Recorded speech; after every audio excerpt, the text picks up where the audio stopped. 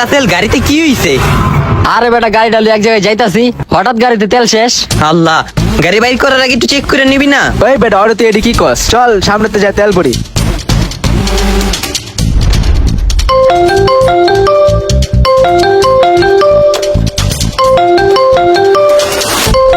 Hello, আচ্ছা ঠিক আছে আমি আইতাছি।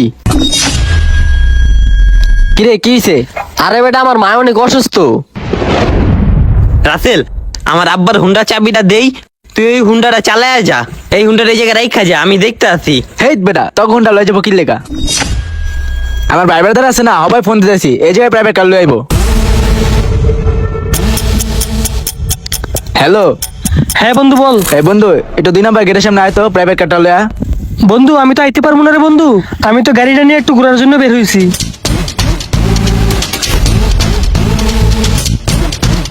ভাই, বিপদে পড়লে গরিব বন্ধুরা এই কামে আহে, আর যে বড়লোক বন্ধুরে ফোন দিচ্ছেন না, যদি মারা যান কবরস্থানে যেতে অগো প্রাইভেট কার লাগবো। দাদা গাড়ি চাবি দিতাছি, গাড়িটা নিয়ে যা।